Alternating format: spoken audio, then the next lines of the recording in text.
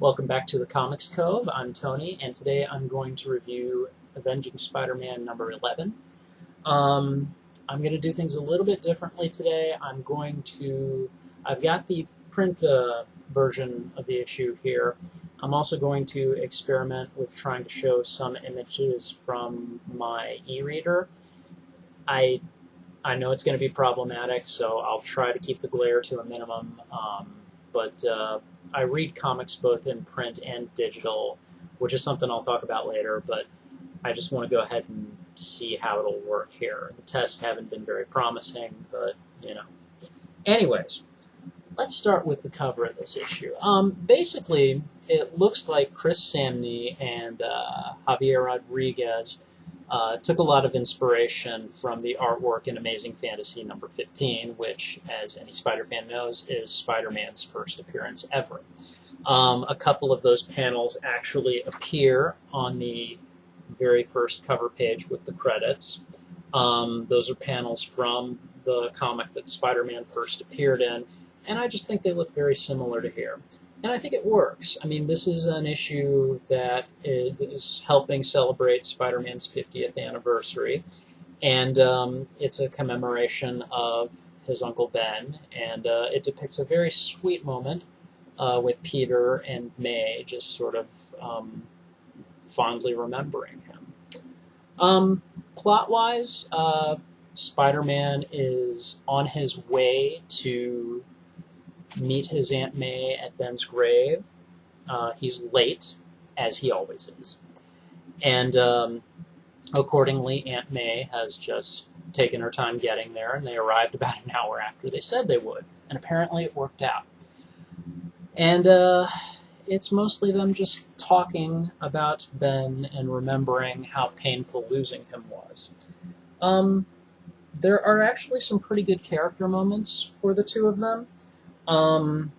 It's very little action, but pretty heavy on the characterization.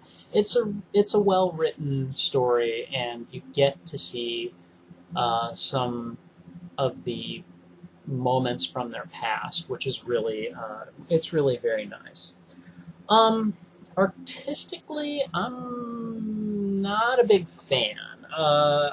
I don't know what it is about Steve Dillon's artwork. It's okay for what it is, but I just don't think it really works for a superhero comic like Spider-Man, even one with a relatively subdued story like this. His characters just appear haggard. The eyes are overdrawn and overemphasized. And Peter, in the flashback scenes at least, he looks too old. I mean, he's supposed to be 15 and still a little geek boy, essentially, and he just looks too tall. He looks too mature. He's got stubble. That part of the art threw me especially. Some of the things that I just really liked about the issue was the depiction of Peter and Aunt May's relationship, which, when that's done well, it's done wonderfully.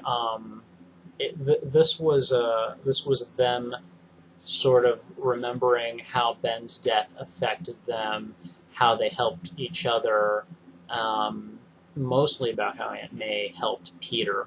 And it worked. I mean, for the most part, it really worked. There were one or two moments I had some problems with, but overall it was pretty good. There was a little bit of humor in it, just a little bit, but the jokes worked. Particularly Aunt May kind of putting Peter on the defensive with, just kind of dropping hints about her love life, and Peter going, okay, too much information, that's enough, And then when he was late on his way to meet Aunt May, he was swinging there as Spider-Man, and he got into a fight with a supervillain, and the audience that was there, they were like, ooh, maybe we'll hear a quip, and he didn't even quip, and he didn't banter with the villains, he just knocked him out, asked someone to call the police and said, "I'm late for something, let me go." And someone actually said, "Was it me or did he just phone it in?" And then the villain, the villain that he beat up goes, "No, it was weird." And that, I don't know, I just thought that was really great. So, some of the things I disliked, I'm pretty sure I already mentioned that I had some issues with Steve Dillon's artwork.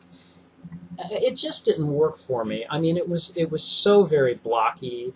Some of the faces, I mean, like, for instance, I don't know, the eyes are just so overemphasized, I think. And it's just hard to tell, and the picture just doesn't look all that great here. But I mean, essentially, you know, you have big eyes, you have just overemphasized jaw lines. People look alike that shouldn't. Even Aunt May, who's drawn relatively well compared to Peter, at times, I mean, she looks mannish, and I don't know, it just doesn't work. Some of his people don't even look like people. There's one in particular. Where is it? Right there. Aunt May almost looks like a zombie in this panel right here. Let me see. No, right here.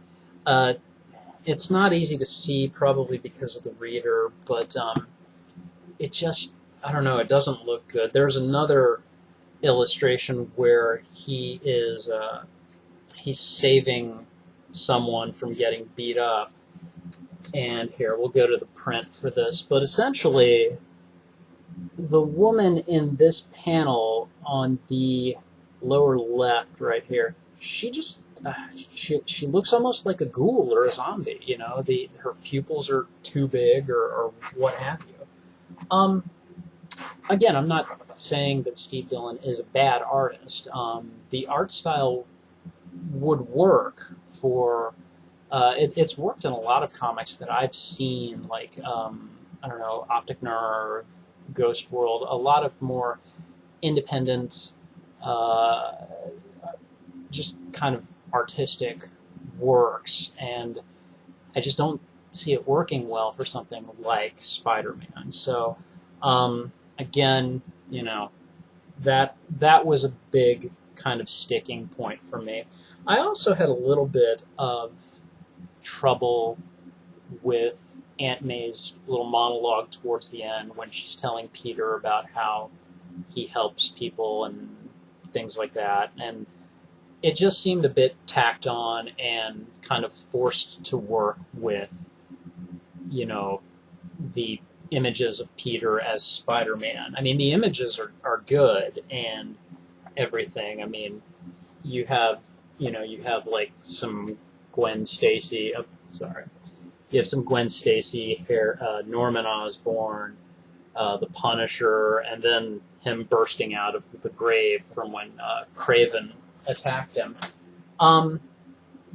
And they're trying to fit those moments to May's dialogue, and it's okay, but it's almost like, you know, we have to put these moments in here, or these words in here, to parallel what you're doing now, and it just seemed a little tacked on and trite. I mean, it wasn't bad, it was just not, it wasn't all that convincing to me. So,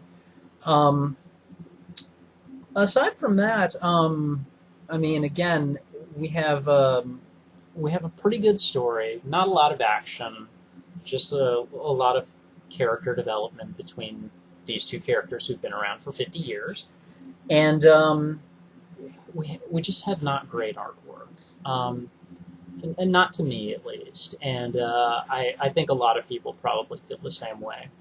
The cover was nice, the panels from Amazing Fantasy 15 were nice, but overall, just didn't care for the artwork, and I would say overall, you know, this is the first issue of Avenging Spider-Man that I've ever read.